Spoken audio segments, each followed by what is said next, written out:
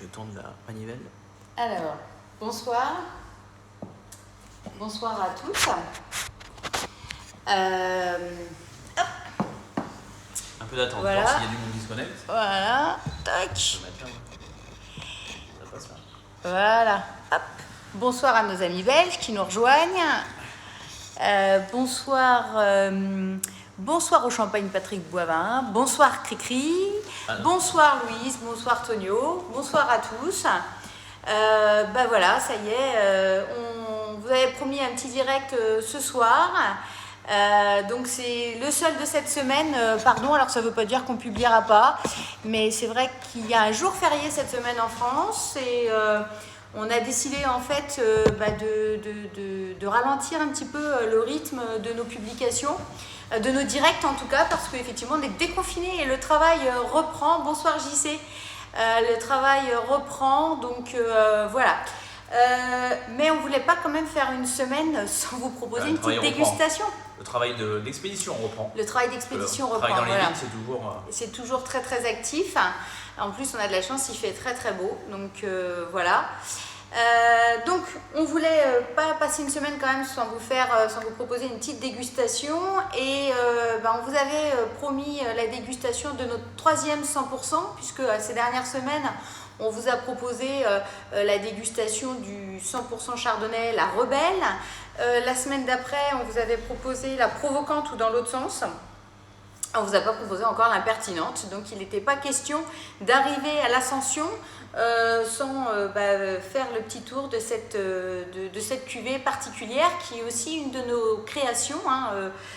Parce que comme vous le savez, effectivement, quand on est revenu à la maison il y a une douzaine d'années, on a récupéré des cuvées qui étaient existantes et puis on a décidé nous-mêmes de créer des cuvées et celle-ci fait partie de nos cuvées. Et c'est une histoire assez particulière parce que l'impertinente, c'est le petit clin d'œil, c'est que c'est un 100% pinot noir et nous on est dans la vallée de la Marne où il y a beaucoup de meuniers et le pinot noir, c'est pas forcément ce qu'on trouve le plus dans la vallée de la Marne et un 100% pinot, certainement pas. Voilà. Donc c'est pour ça qu'on l'a appelé comme ça et puis c'est rigolo parce que les premiers tests qu'on a fait, on les avait fait, alors on n'a qu'un hectare à peu près de pinot noir, toujours sur le même village Vincelles, planté à flanc de coteaux. Et puis effectivement on l'avait fait un peu déguster à l'aveugle à mon père sans jamais vraiment lui expliquer ce qu'il y avait dans la bouteille et il a eu du mal à reconnaître que c'était un 100% pinot noir parce qu'il était persuadé qu'avec un 100% pinot noir il aurait un vin trop minéral finalement par rapport à l'identité de la maison. Et quand on l'a dégusté, on s'est rendu compte que le sol parlait. On a un sol argilo-calcaire qui nous permet vraiment d'arrondir et d'assouplir les cépages, même les plus costauds comme le pinot noir. Donc il était très surpris par cette dégustation. Plus vif. Voilà. Donc là, on n'a qu'une année dans la bouteille. Vincent, je ne sais plus laquelle. C'est 2015. C'est du 2015. Voilà, alors j'ai une petite pensée pour Louise qui nous suit, puisqu'on a fait une petite dégustation des 300% ensemble vendredi soir avec les Champagne Lovers là-bas à Copenhague. Moi je leur déguste un petit peu, donc je suis toute contente. Voilà. Bonjour à ceux qui nous rejoignent, je vois Lucas qui est là, Christelle. Du monde ce soir. Voilà, donc on va déguster ce 100% pinot noir on va laisser Vincent nous expliquer. Bonsoir les bulles de Chris de Nice. On va le laisser nous expliquer. Il faut savoir aussi qu'en Champagne, les pinots noirs, on les trouve en majorité sur la montagne de Reims et dans l'Aube. Voilà. C'est pour ça que les pinots noirs dans la vallée de la Marne, c'est des secteurs plus atypique. Voilà. Donc au départ, le pinot noir, c'est aussi un cépage vraiment qui apporte de la puissance, qui apporte de la structure. Et là, on a une gourmandise un petit peu du pinot noir. Voilà. Alors, je vous montre un peu la couleur parce que sur les pinots noirs, on a cette couleur un peu cuivrée qui est apportée par ce cépage-là. Voilà. Hop. Donc on a des pinots noirs, hein, c'est un pinot noir c'est un cépage qui peut donner un peu, qui donne des rendements parfois un peu élevés si on ne fait pas attention, si on ne maîtrise pas un peu le rendement. Donc là, non seulement on maîtrise le rendement, en même temps en arrêtant les herbicides comme on l'a fait il y a plus de 5 ans maintenant, de toute façon les rendements sont beaucoup moins importants qu'auparavant. Donc ça nous donne du coup des champagnes beaucoup plus concentrés, on a une meilleure concentration des arômes.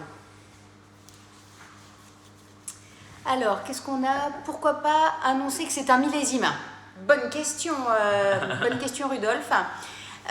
Alors, parce qu'on a des contraintes sur les millésimes en Champagne, on doit les garder 3 ans avant d'avoir le droit de les sortir. Et c'est une contrainte qu'on n'a pas envie d'avoir parce qu'on se dit que si on a envie de la sortir au bout de 2 ans, voilà, on ne veut pas avoir cette contrainte. Et puis le fait de millésimer, en fait, je pense que ça risque de créer de la confusion dans notre gamme où on a un millésime officiel. Voilà. Mais c'est une très très bonne question. Mais ouais, non, c'est pas. Voilà, on n'a qu'une année. Mais on ne millésime pas officiellement, on le marque, hein, ceci dit sur la bouteille dans le texte en disant oui, il n'y a qu'une vendange dedans. Mais voilà, il y a trop de contraintes en fait. Et puis voilà, dans la gamme, il y a un millésime officiel qui est 2010. Là, l'idée c'est vraiment d'insister, d'accentuer sur le fait que c'est un 100% pinot noir.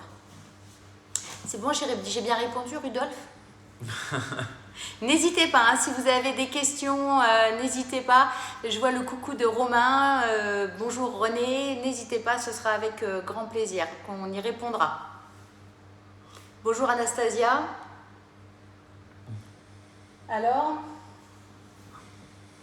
Donc c'est un nez très puissant en fait. Tu as remarqué Un petit peu plus fort. Hein? Il faut que tu parles plus fort, je parle plus fort. C'est vrai qu'on est sur des notes de fruits rouges, une sorte de mûre un peu cassis au nez. On a un petit côté épicé aussi qui est assez intéressant.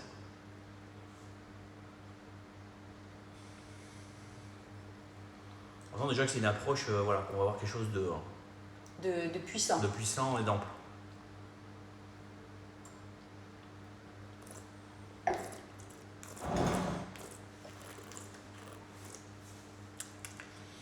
Alors en bouche, c'est très crémeux, hein. Et puis ça vient tapisser, alors on a plein la bouche. C'est vraiment le fait d'être sur des sols argilo-calcaires, on va avoir vraiment cette densité en bouche qui va venir tapisser en fait. On le sent là, il reste en permanence sur les côtés des joues.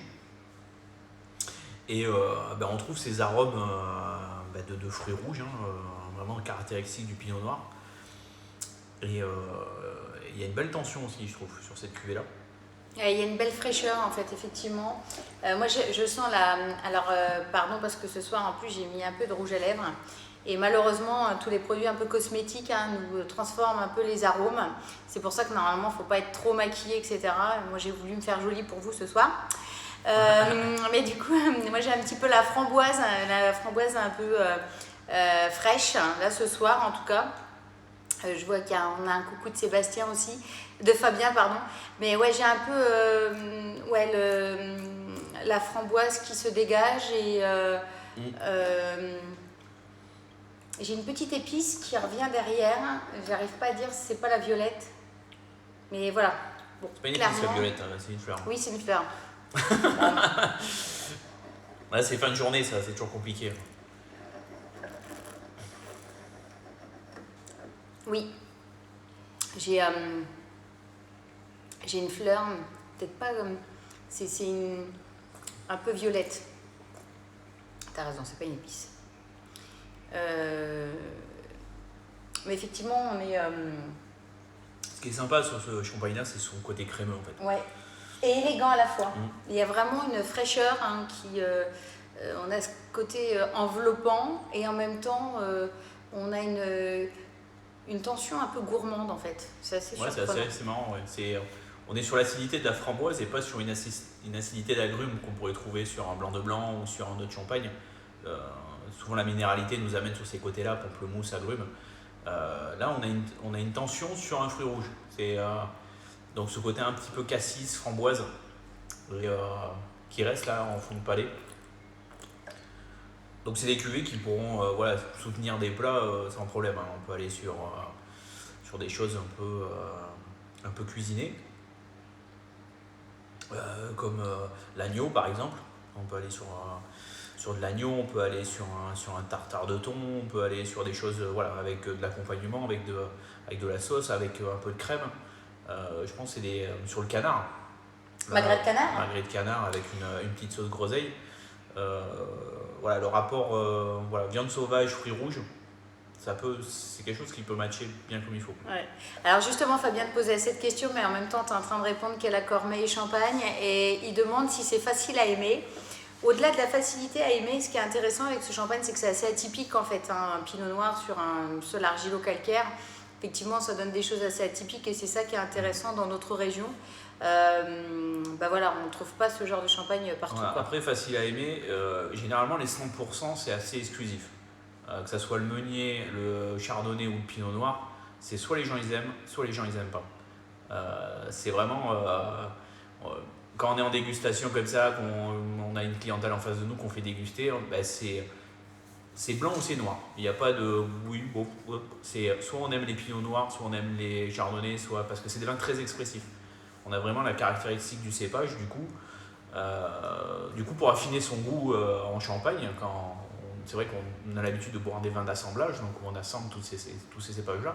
Là, on a vraiment de l'expression du cépage, et du coup, on peut, à partir de là, commencer à se dire, bah oui, c'est vrai que moi j'aime bien les meuniers, moi je préfère les chardonnays, donc ça permet d'orienter aussi après dans la gamme les vins que les gens préfèrent. Ça réagit beaucoup sur Instagram, mais n'hésitez pas à nos followers de Facebook de poser également des questions. On nous demande si ça doit être vif. Bah, pas tant que ça, justement. Non, pas tant que ça, parce qu'on a le fait d'être sur des sols argilo-calcaires, on a une grosse amplitude en bouche, et on n'est pas sur le côté vif, on est plutôt sur le côté gourmand. Voilà, on n'est pas du tout sur une acidité, en fait. Quand on parle de vif, c'est ce côté acidulé. On a cette petite acidité framboise qu'on disait tout à l'heure. Par contre, en bouche, voilà, c'est très ample, en fait. C'est puissant en bouche, en fait. Alors, Louise nous répond sur Facebook qu'elle aime les trois. Voilà. Mais moi aussi, Louise. C'est bien pour ça qu'on s'entend bien, finalement. Voilà, donc c'est vrai qu'on peut aimer toutes les sortes de champagne, mais c'est vrai qu'il y a des gens qui ont un style et qui préfèrent. On nous demande même si on veut bien les faire en magnum, parce que Jean-Christophe notamment dit que c'est un de ses préférés. Alors Jean-Christophe, en plus, on peut le dire, tu as de mémoire en 2015, tu as dû couper quelques-uns de ces raisins qui sont aujourd'hui dans notre bouteille. Pardon si je me trompe d'année, mais moi je ne les vois pas passer. Puisque Jean-Christophe a fait les vendanges plusieurs années chez nous. Mais en magnum, non. Pardon, mais il faut qu'on fasse des choix. On ne peut pas les faire partout, mais à réfléchir si vraiment demain tu as une demande d'une palette, on te la fera en magnum, hein, Jean-Christophe, bien sûr, il n'y a pas de problème. Mais là, pour l'instant, non. Alors, Fabien nous demande si c'est rond et c'est pour cela que je me disais qu'il était vif. En fait, c'est pas vif, c'est vif mais gourmand, enfin c'est vif gourmand en fait, c'est un peu, voilà. Il est spécial celui-ci quand même, c'est vrai. Qu'est-ce que tu me... Alors attendez, ça y est, oui, Stéphie vient d'arriver, donc bonjour à Stéphie. Oui, alors donc JC les a bien cueillis, les raisins, bien sûr. Et voilà, donc... bonjour à Numa qui vient de nous rejoindre également. Donc, on a parlé de... Coucou les amis. T'inquiète pas, je vais aller chercher mes vins. Un ami vigneron du Gard à qui j'ai commandé quelques bouteilles, mais qui sont arrivées juste avant le confinement et j'ai pas pu aller les chercher. Mais là, je vais me dépêcher parce que... Donc j'ai plus rien à boire en rouge. On peut aussi évidemment envisager des plats avec des épices, un peu épicées, sans souci, puisque là on a quand même une puissance qui peut vraiment tenir sur certains plats. Donc on a parlé d'agneau, on a parlé de canard, voilà, sans problème, et même épicé, il n'y aura absolument aucun souci. Alors du coup, vous connaissez maintenant un petit peu notre principe, évidemment, on ne fait pas que déguster, on vous propose aussi des accords, ce qui n'est pas toujours facile. Alors on est déconfiné, donc c'est un peu plus facile maintenant quand même pour se fournir en produits. Donc la première chose que tu nous as proposé, Vincent, je te laisse expliquer finalement, puisque c'est toi qui as choisi. Voilà, ce soir, j'ai pas fait comme je fais d'habitude dans la grande cuisine. Là, ça va être un petit apéro, voilà, tranquillou, avec un petit pâté de campagne d'ici, juste à côté d'un voisin qui fait ça. On avait déjà fait quelques essais avec quelques-uns de ses produits. Donc vu le côté ample de ce champagne-là, on va le tester sur un pâté de campagne traditionnel. Donc voir si le côté un peu sauvage comme ça, le côté un peu puissant de la terrine, allié à la puissance du pinot noir, on va voir un petit peu ce que ça donne. Et puis après on partira sur un fromage, un comté.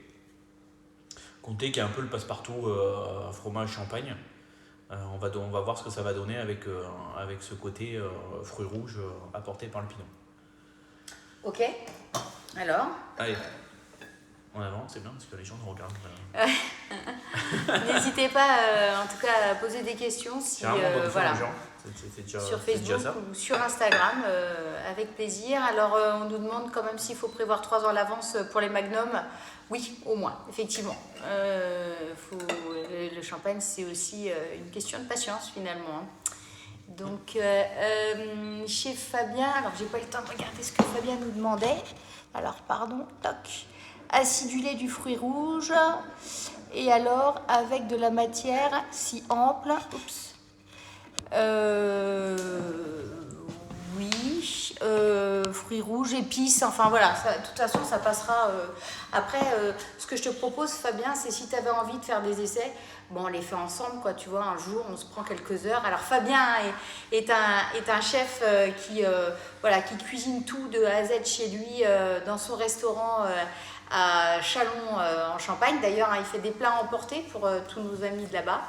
Donc, n'hésitez pas. Mais ouais, on peut faire des tests sans problème ensemble. Voilà.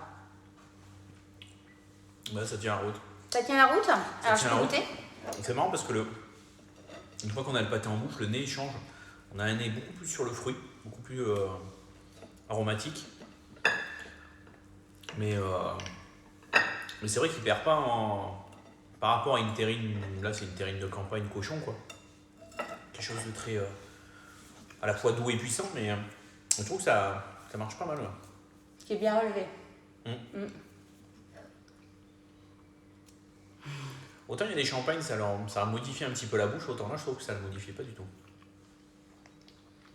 On retrouve la bouche qu'on avait à jeun.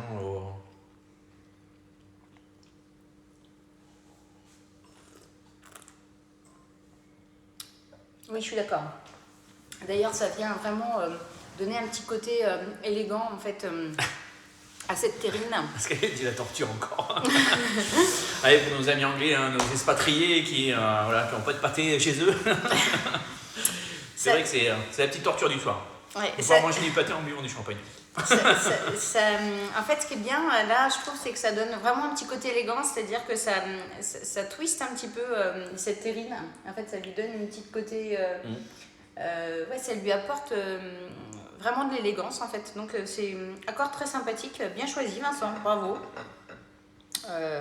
Voilà, donc un produit du coin, produit local, puisqu'il est fait à côté, à la ferme du Moulin, je crois, j'espère que je ne me trompe pas. À 200 mètres de la maison. À 200 mètres de la maison, voilà. J'y retourne, excusez-moi. Alors Stéphane Vignon qui vient de nous rejoindre, coucou, un confrère, il dit... C'est moi où tu as grossi pendant le confinement, Vincent. Ah, j'ai cru que c'était à moi que tu parlais là.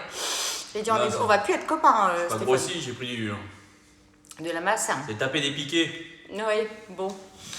Faut s'y mettre, Stéphane. Mais pourquoi êtes-vous aussi méchant? Mais Pascaline, on t'attend. Bonjour Ludovic. Donc voilà, pour ceux qui nous ont rejoints entre-temps, on est en train de faire la dégustation de l'impertinente, notre cuvée 100% Pinot Noir, avec les 4 parcelles de Pinot Noir que nous avons sur Vincelles et qui du coup vont donner un champagne un peu plus gourmand que d'autres Pinot Noirs qu'on pourrait trouver dans les autres régions qui sont tout aussi bons. C'est vrai qu'on sent bien que c'est un champagne qui peut tenir sur un repas. Oui, voilà, tout à fait. Alors, on essaye avec... Allez, on va essayer avec le comté. Alors, on a une autre copine londonienne qui vient de se connecter, Aline. Bonjour Aline. Ah, nos amis anglais. Le petit comté. Ça peut être surprenant, je pense, avec le comté.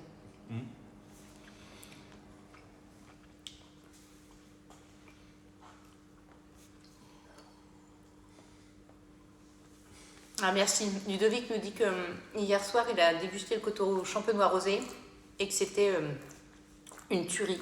Ben, on est ravis. Nous allons la faire la semaine prochaine, je pense, la dégustation du coteau champenois rosé. Nous ne l'avons pas encore faite, nous avons fait le blanc. Nous n'avons pas fait le rosé. Donc, c'est un challenge pour le sudiste que je suis, de créer ce coteau rosé. Bon, mais moi je dis que ça marche bien aussi sur le comté. Généralement, le comté, c'est une valeur sûre avec les fromages. Je suis d'accord.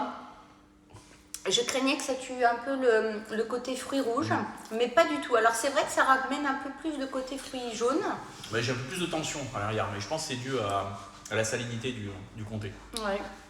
Alors on a d'autres durée en cave. Alors du coup, la bouteille est restée, tirage 2015, elle est restée plus de 3 ans en cave. 4 ans ouais, 4 tirage 2015, on est en 2020, ouais, quasiment 4 ans. Hein. Ouais, voilà. Elle a passé déjà quelques années en cave. C'est intéressant pour les pinots noirs en fait de le laisser un petit peu vieillir. Et vraiment on les sort quand on se dit que c'est le moment. Voilà. On a soif. Aussi. Mais ça c'est plutôt ta vision des choses. Alors avec des cailles au raisin. Oui. Ah bah oui. À tout ce qui est caille, pigeon, canard, tous ces trucs-là, les pinots noirs, très voilà, bien, ça très bien. c'est bon choix. Que... voilà, quand vous allez au restaurant, si vous choisissez le menu, vous avez ce genre de plat à la carte, c'est pinot noir, ça marche bien. Ouais. Oui, tout à fait. Tout à fait. Non, mais parfait. Voilà, c'est bien. Après achat. Pas pensé. Alors après achat, après ça dépend comment vous aimez le champagne. Hein. C'est un champagne, voilà. Nous on les sort quand on estime, voilà, qu'ils sont prêts à boire. Après vous pouvez, vu la tension, la puissance de ce champagne-là, vous pouvez le garder 4-5 ans sans problème. Et après, plus vous allez garder, en fait, les vins de champagne, c'est comme vos vins classiques. Hein. Plus vous allez les garder et plus ils vont changer d'arôme. Ils vont se patiner, on va avoir des arômes de fruits compotés, on va être sur des choses plus tertiaires, plus sous-bois. Donc si on aime les vieux champagnes avec ces notes-là, on ne les accordera pas sur les mêmes choses après. Hein. Mais nous, on a une cuvée qu'on garde 10 ans en cave avant de la sortir. C'est un vin voilà, qui peut tenir sur un foie gras, qui peut aller sur des sauces champignons. Donc tout dépend comment on aime le champagne, quoi. Si on aime les choses un peu patinées, un peu vieillies, eh ben, rien ne vous empêche de garder un champagne 15-20 ans chez vous. Et s'il est gardé dans des bonnes conditions, vous ferez plaisir à la sortie. Hein. Nos amis continuent à nous donner faim, hein, puisque maintenant Ludovic propose un pigeon au petit pois. Alors du coup, avec ton pâté... Là, on arrive, Ludo, hein, je veux dire, si tu te mets à nous faire des pigeons au petit pois, on vient avec les bouteilles. Aussi, ouais, tout à fait. Non, je pense que voilà, ce sont des plats qui tiennent largement la distance avec du champagne, et vraiment on relève les émotions avec ce champagne, pas de souci, quoi. Tu dis aussi, Ludovic, tester avec un brie truffé en début d'année. Ah. Quand est-ce qu'on revient chez toi Oui, tout à fait, ouais, c'est clair. Moi, je pense que le brie truffé. Alors, tu vois, je l'aurais peut-être mis un peu plus avec le prestige. C'est peut-être la première chose qui me serait venue. Mais pourquoi pas avec un 100% pinot. Hein. De toute façon, tout ce qui va être blanc de noir, je pense qu'on peut faire ce genre d'accord sans problème. Hein. Pour ceux qui maîtrisent un petit peu moins, le blanc de noir, ce sont des champagnes, donc des vins blancs faits avec des cépages noirs. Et comme son nom l'indique, le pinot noir en est un, mais le meunier également. Voilà. Mais oui, tout à fait. Puisque ça donne beaucoup plus de puissance et beaucoup plus de fruits. Donc voilà, c'est pour ça que ça ne pose aucun souci avec ce genre de plat. Voilà. Est-ce que vous avez d'autres questions? D'autres commentaires? En tout cas, ce sera avec plaisir qu'on y répondra. Avec un foie gras poêlé aux cerises, mais maintenant on a très très faim. En tout cas, on voit toute l'étendue de ton talent, Fabien. Mais ouais, sans problème. Alors pareil, peut-être que j'irais presque plus sur un vin peut-être plus vieux, effectivement. Ouais, tout ce qui est comme millésime, un millésime. voilà, tout ce qui est un peu comme ça, ouais. Ce genre de plat, tout ce qui est sauce champignon, on va aller sur des vieux vins, quoi. Voilà. Voilà. Non, moi je pense que j'irais peut-être plus sur un vieux vin, enfin un vin qui a plus de complexité de par son passage. On l'interdite. Voilà. Pour ceux qui viennent de nous rejoindre, hein, on est en direct et sur Facebook et sur Instagram pour la dégustation qui va se terminer dans quelques minutes de l'impertinence. Et sur CNN pour les Américains. Voilà. Alors, on a une autre question ici. C'est comment vous faites pour ne pas être obèse? On travaille dans les vignes. On a un terroir de jeu et sportif toute l'année. Mais le champagne, ça n'est pas calorique, c'est ce qu'on met avec. Voilà, si on a des bons petits plats d'artisans bien faits, de chefs qui travaillent aussi, ça c'est le petit clin d'œil pour Fabien, avec des produits locaux, franchement, et puis après tout est évidemment dans la modération, bien sûr, mais effectivement, non, franchement, tout est dans le plaisir. Le plaisir, parfois, permet aussi d'être vite, rassasié quelque part. Donc voilà. Bon, on a un métier très physique, hein, donc beaucoup de choses restent quand même à la main. Puis le travail du sol, tout ça, on sort les minettes à certains moments. Ça arrive. Donc, les entretiens, hein, quand on passe toute sa journée debout, aller de droite et de gauche. Je salive, c'est horrible. Désolée, Pascaline. Non, mais c'est vrai que en fait, voilà, l'idée c'est. Traverse la Manche, tu prends ton maillot et. Derrière ces vidéos, l'idée c'est de vous montrer aussi que le champagne c'est pas que l'apéritif, c'est pas que des moments de célébration, c'est aussi le plaisir, c'est aussi des émotions, oui, à partager avec des amis certes, mais aussi autour soit de bons petits plats, soit de plats élaborés, mais aussi de petites choses qui sont simples, mais même si elles sont simples, même si ce sont des choses brutes, ça reste du plaisir. Et du coup, on se crée des petites émotions. Voilà, là, clairement, moi, le comté, c'est un de mes fromages préférés. Le pâté de campagne, là, clairement, ça va super bien avec. Je suis ravie. En plus, c'est vraiment une cuvée dont je suis assez fière quand même parce que voilà, chez nous, elle n'avait jamais été tentée avant notre arrivée. Donc voilà, je suis d'autant plus ravie, quoi. Voilà, je pense qu'on va s'arrêter là pour ce soir. J'espère que vous avez aimé cette petite vidéo. Ce petit live, on va refaire, je pense, la semaine prochaine. On va essayer de vous proposer 2 petits lives, un dans les vignes. En tout cas, c'est mon objectif, mais je voudrais y réfléchir et ça dépend aussi de la météo. Un dans les vignes et puis un second, aussi une dégustation. Et comme on a parlé du coteau champenois rosé, on va vous proposer une dégustation de coteau rosé et je vais essayer de vous proposer une offre particulière sur notre boutique en ligne la semaine prochaine autour du coteau rosé. Sachez que dès aujourd'hui, je suis en train de la mettre en ligne, je suis en train de proposer une petite offre particulière pour ceux qui ne connaissent pas forcément nos champagnes avec le carton découverte. Alors ça va être uniquement pour la France bien sûr, mais le carton découverte qu'on propose, on va le proposer avec les frais de port offerts pendant une petite dizaine de jours. C'est un peu en même temps pour célébrer l'arrivée de nos nouveaux habillages. Voilà. C'est une offre qui sera uniquement réservée à notre boutique en ligne et uniquement, pour nos amis londoniens à la France. Voilà, et nos amis belges également. Et tous nos amis qui ne sont pas en France métropolitaine.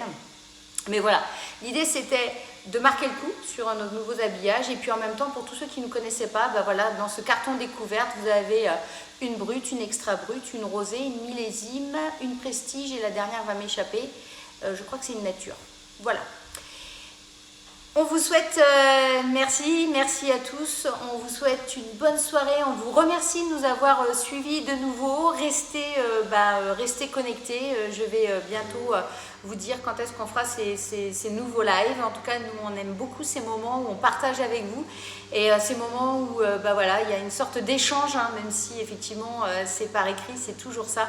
Merci Michel de nous suivre tout le temps. Voilà, merci à tous. Et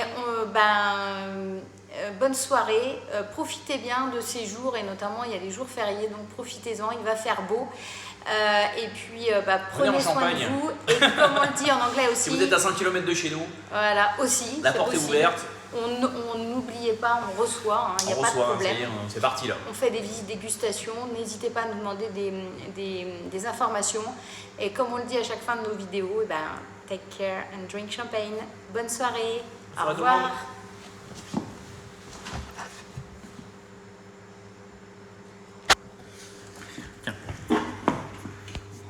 Voilà.